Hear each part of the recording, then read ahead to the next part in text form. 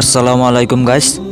ইফতারি আনতে গিয়ে হিমেলের সাথে এমন একটি ঘটনা ঘটে গেল তা আপনারা শুনলে সত্যি অবাক হয়ে যাবেন। শোনা গিয়েছে বাবা মা নাকি ইফতারি নিয়ে বসে আছে, হিমেলে আরও কিছু ইফতার আনবে বলে। বাবা মা বলছে হিমেল আসবে, তারপর আমরা একসাথে ইফতার করব। ইফতারির সময় হয়ে যায়, তারপরও হিমেল বাড়িতে আর ফিরে আসে না।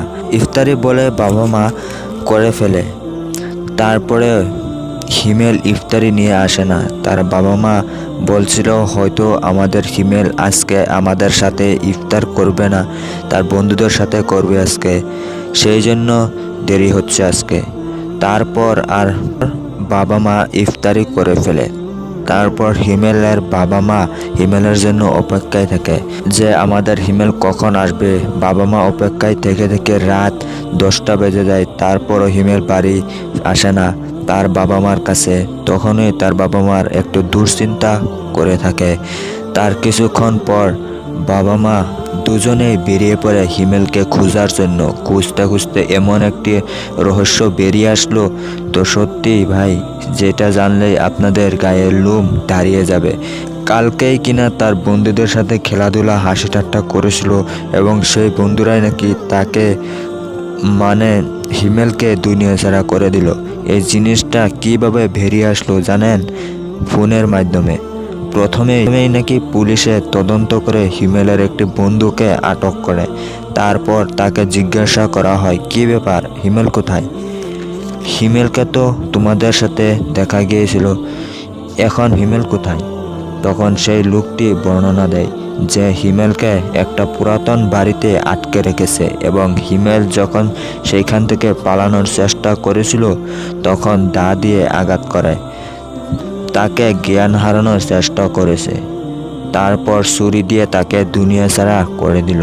তো এই অবস্থায় রেখে দিয়েছে সেই পুরাতন বাড়িতে এবং খুঁজতে খুঁজতে পুলিশ প্রায় রাত 1:30টার দিকে হিমেলকে সেই পুরাতন বাড়িতে রক্তাক্ত অবস্থায় পায় এবং তার পরিবারকে ডেকে এনে হস্তান্তর করে। এরা কি ভাই আসলে মানুষ নাকি অন্য কিছু? বন্ধু হয়ে বন্ধুকে মেরে ফেললো। তাদের পরিকল্পনা ছিল যে হিমেলকে আটকে রেখে তার বাবা মার কাছ থেকে মুক্তিপণ আদায় করবে। মুক্তিপণ আদায় করে পরবর্তীতে ছেড়ে দিবে। শোনা গেছে হিমেল বলে তাদের সাথে থাকতে চায়নি, তার বন্ধুরা তাকে জোর করে আটকে রেখেছিল।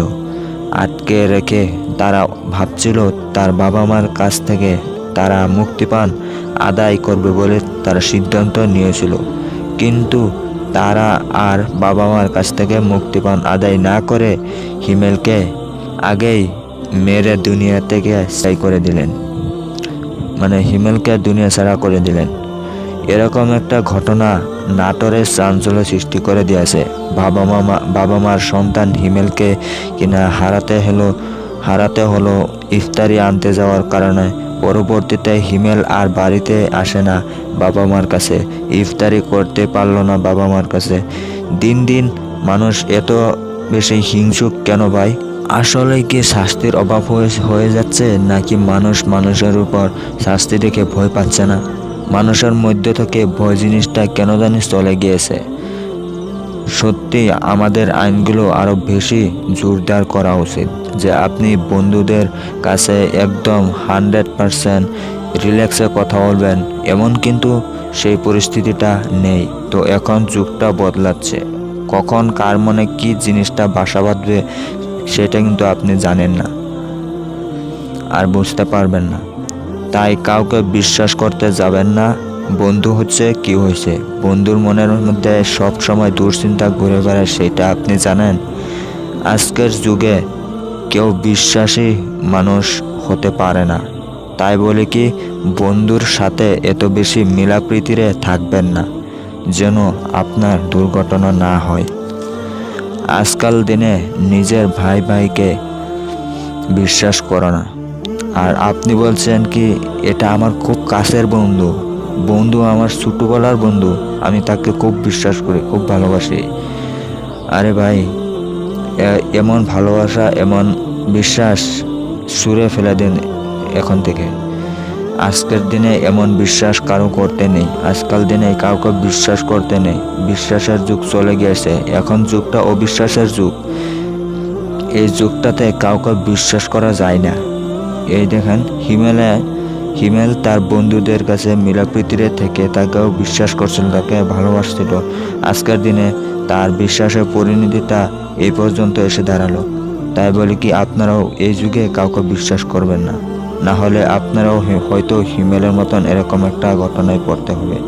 তো গাইস, আজকের ভিডিওটা কেমন লাগলো কমেন্টে জানাবেন এবং দেখা হচ্ছে নেক্সট ভিডিওতে। তো ততক্ষণ আমার সাথেই থাকবেন। ধন্যবাদ।